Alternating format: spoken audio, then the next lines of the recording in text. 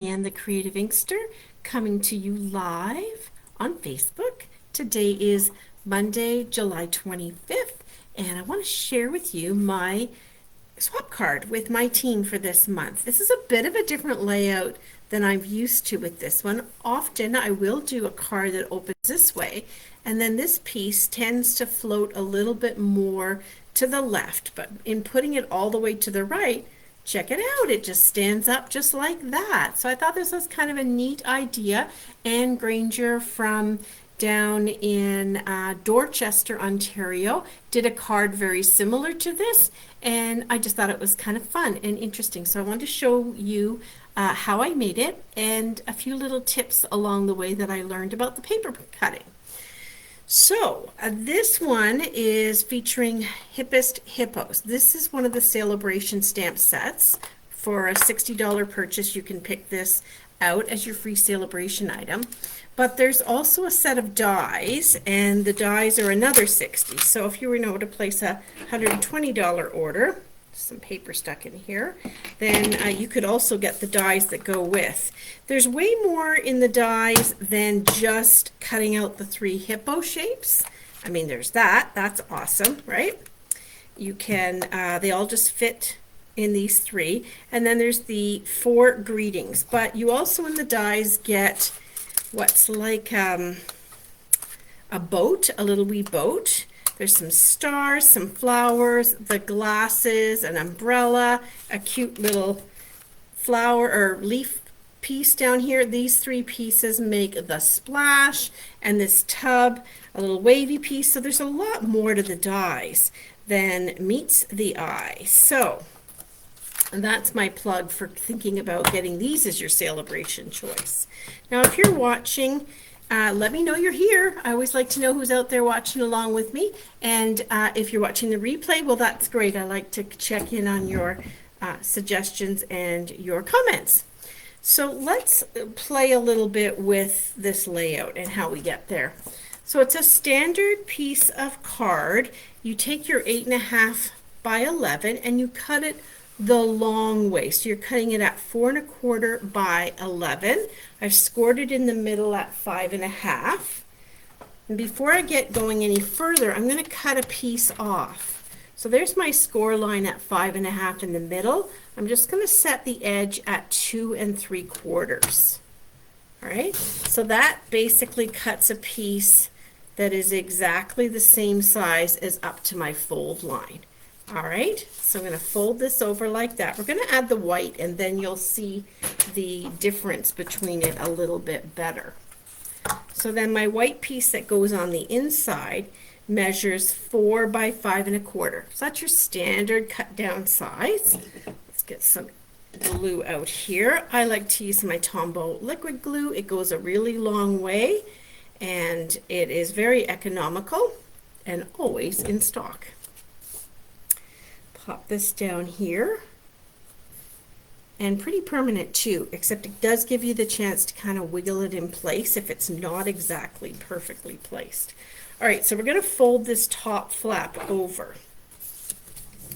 And as I mentioned, I often take my layer and I stick it this way, and I have it line up a little bit more there, but by putting it, extending it out right to the edge, that just makes a really great way to stand the card up.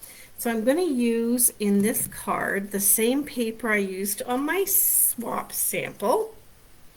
This paper is all checks. They are large checks on one side and smaller ones on the other. So here's the large, here's the small, same color for each sheet. You're probably wondering, well, where's this paper? This is from the new July to December mini catalog.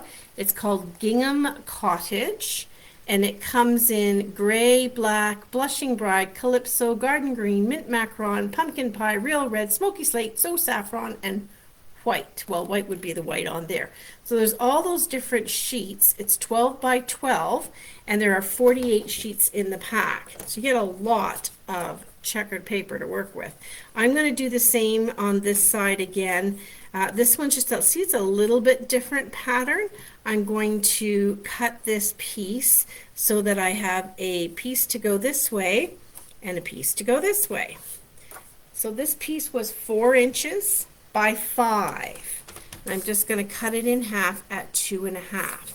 So I'm leaving the 4-inch side intact, turning it sideways with the 5-inch side along the top, going to cut it in half at 2.5. And that gives me 2 equal pieces to fit on the layers. So when they go this way, and then one goes this way to line up, your lines are not likely to line up. They might if you're lucky, and they're not too bad actually on this one, surprisingly. But I wouldn't count on that lining up because the piece was like this, right? And we've just cut it to go this way. This one's just a little bit more white showing on the pink. All right, so we're going to add this layer here. Then I'm going to show you what happens if you try to take some pattern paper that is not going to match up so great, just so you can avoid that situation in the future. Okay, so that was my 5 by 4. I cut in half to make 2 4 by 2.5 inch pieces. So by being 2.5, it layers really nicely on this 2 3/4 inch edge. Aren't those colors really nice together? This is Orchid Oasis and So Saffron. Now, if I chose a pattern, because I started wanting to use the Butterfly Kisses paper because I haven't used this yet, and it's from the annual catalog. So I was looking at the patterns and thinking this would be a really nice one because it is bright and bold. It is kind of directional, but here's what happens. Let's say we cut it down to a piece that is 4 inches wide by 5 inches long. 4 inches wide by 5 inches long. And then we decide, okay, we're going to cut that baby in half. It's 5 inches along here. We're going to do the same thing I did before. I'm going to cut this in half. But without checking the pattern on the back, let me show you what happens. This fits just fine across here. The butterflies are going in the direction I want them to go in. But when I flip it over to use the other side, or I want to use this side, the pattern is off. So it would actually look interesting to put it this way, I think, with them going a little bit different. But it's pretty obvious that it's not going the direction it needs to go in if we put it even this way. So you want to be mindful when you're cutting your pattern paper that you get a piece that will work either way when you're flipping it around here. So that was just something I learned out of that. Let's add our focal point on here, and actually before we do, we can actually line this up. So I'm going to glue this piece vertically so that it stands up. And what I want to make sure to do, if I've just flipped it around, no, I want to make sure that I don't go down too far on this, or I'm going to have glue on the back and it's going to seal my card, which is not what I want to do. So I just eyeball this. I line it up vertically so that I know the base is going to close at the base here. And then I take a little pencil mark if you like, or I just tend to put my finger there. And I know as I flip it over that I don't want my glue to go beyond that point. In fact, I'm going to keep it up a little bit higher than my finger. And I'll just put this glue here. And now I know when I flip it over and line it up, remember I'm using liquid glue, so it's going to give me some time to wiggle it in place. Left and right, I'm trying to make sure that this is somewhat even. Doesn't have to be, but that's what I'm going for. I'm going to shore it up that way and press it in place. And because I had marked with my finger, I didn't get any glue squishing out of the top here. So just something you want to be thinking about. So there's our base ready to go. Now we need to add some kind of image to it. And I decided to use Sweet Songbird, which I haven't used yet. And the idea was to go with the yellow bird and then the center. So I haven't used this one a lot. This is the guy. Now this guy doesn't fit in the punch though, does he? No, I want this one here. that fits in the punch. See, there's one of these one of the birds that fits perfectly inside the punch. The matching punch. How cool is that? Alright, so reaching around to grab a block from my stash over here. And I'm going to ink it up. And I'm going to see if I like it in this color, or if I would rather do it in the blue. Press and hold, that's where the magic happens. And then I can slide this in. Now, if you go to put your punched paper into your punch and it just doesn't fit enough, it just means you need to snip off a little bit at the bottom here. And looking for my scissors, I'm going to do that. So I'm just going to snip off the bottom portion. That's just a piece of scrap. And then now when I stick it in, it's going to go into where I need it to be.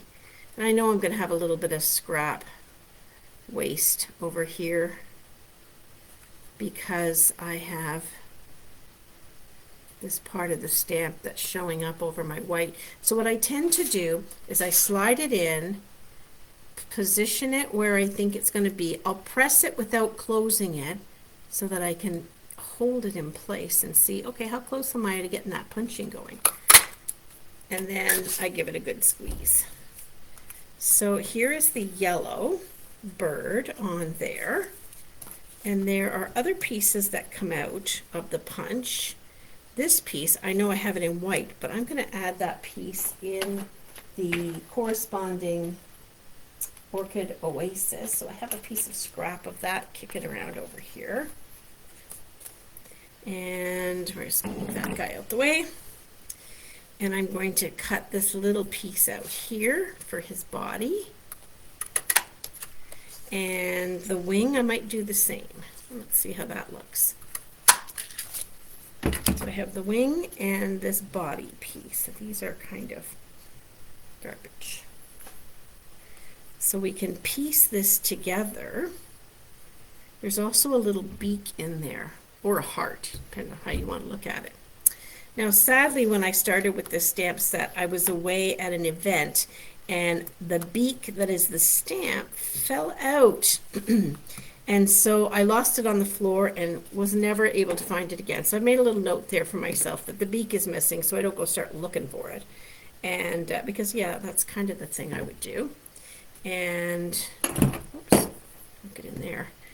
And so, yeah, that happens. I might replace the stamp set at some point, but for now, I'm just fine with it working the way that it's working.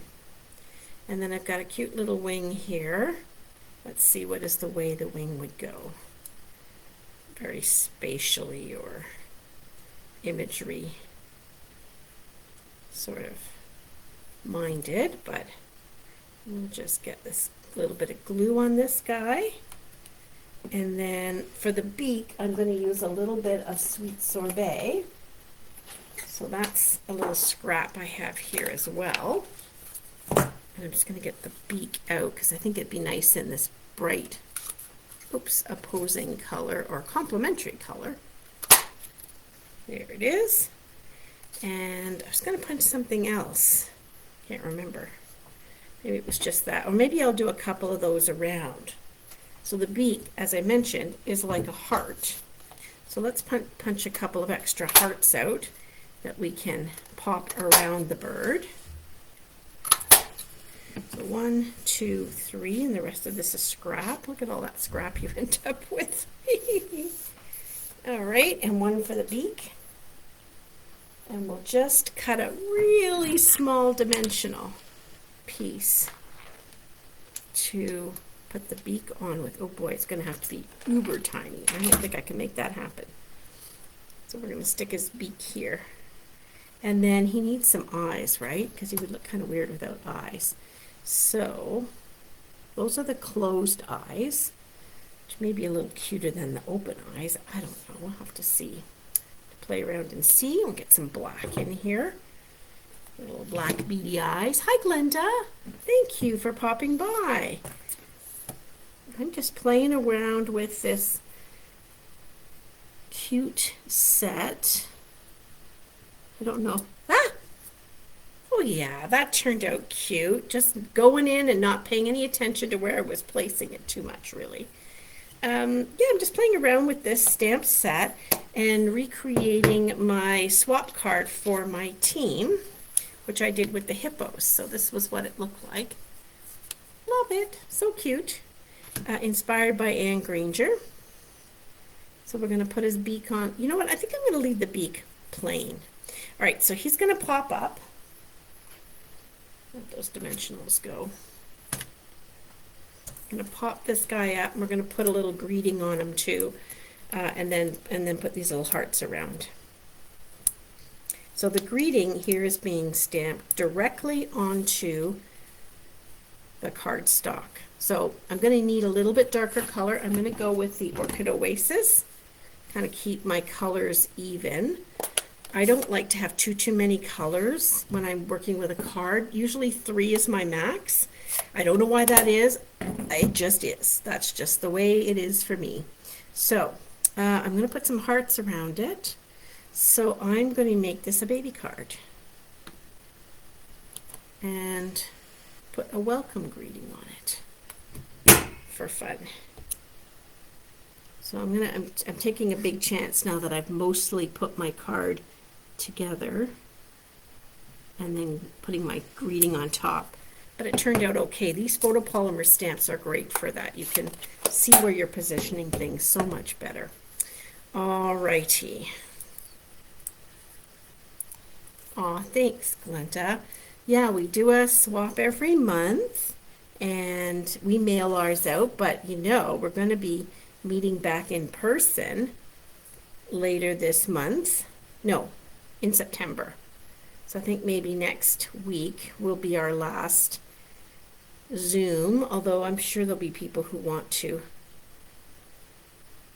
check it out. So I'm going to put some hearts around there, and I think 3 is a nice number. Yeah, so some people may still want a Zoom meeting. I don't know. We're going to have to see how it all goes. So I'm using these kind of like we would use gems. I'm just sort of taking 3 of them and dotting them around my word in a bit of a triangle shape. But this would be cute to welcome a new baby. I think I need that extra one.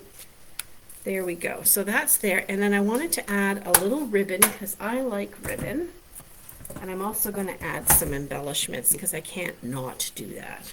So to add my matching ribbon, I'm going to take my favorite ribbon in all the ribbons that we have, which is the white 1/4 inch crinkle. And I'm going to make a little bow. I'm going to maybe tie, make it long enough to tie. I'm going to use the blends, and you've seen me do this before. This isn't anything too new. And just on my scratch paper, because it does bleed through, just taking the brush end of the blend and running it along. You can do this with the black and white check. You can do this with the green, evening evergreen, and white check. I've used it on the iridescent colored one as well. So anything that's kind of light, you can add some color to. Looking for scissors. There they are. There we go. So this ribbon, I don't think I ever use it just plain. I seem to always add some color to it, because then I can have it whatever color I want to match my card and my project. So maybe put this around here. Oh, I cut it just the right length. How much is that, just to give you a reference point? Because I didn't even really think it through. 10 inches. I think 10 to 12 would be what I would normally do for a round layer. It's only 2 3/4 inch. So I can tie it in a knot. And when you add your Stampin' Blends to this crinkled ribbon, it stiffens your ribbon up a little bit, which is kind of nice because it makes it a little bit firmer when you're playing around with it. There we go. Pull it down just a titch. That's a little measurement, somewhere between an 1/8 and a 1/16. It's called a titch. No one ever told you that. There we go. Now sometimes this ribbon thin or a light ribbon, you won't want to stay, that knot will just wiggle around too much. So you just take a glue dot, and if you've got some left over from the paper pumpkins or any of our kits, they're a little smaller than these mini ones. They're about this size, and they're actually perfect for little jobs like this. So keep those, don't ever get rid of them. See, the one I use is just a little bit bigger. I'm going to squeeze it in there. There we go. And then I just have my nice little ribbon layer. And then I will add an in color dot, because that's what these colors are. At least the Oasis. Now these are left over, I think, from one of the kits, but we can still have some fun with this. Where can we put this? Maybe just up here. I'm going to stick with the same color. These are sort of an ombre kind of look. They start in a lighter shade and move to a darker shade. Grab that guy off there for a second. And then I'm going to use the lighter ones. 1, 2, 3. There we go. All right, not a lot of thought takes me away there for adding them. But there we go, a cute little baby card made in no time at all, 20 minutes. And I think it kind of goes nicely with my "Aw, you really are the best" other one here. So a couple of ideas for cutting this, and as you noticed, we cut this piece right from here, so there's no waste, there's no extra cardstock. You're using your full 4 1/4 by 11-inch strip. All right, thanks for watching, and I've got something for you tomorrow night for Technique Tuesday. I'm going to show you how to keep not waste some of your paper when you're doing some crafting. Thanks for being here. Bye for now.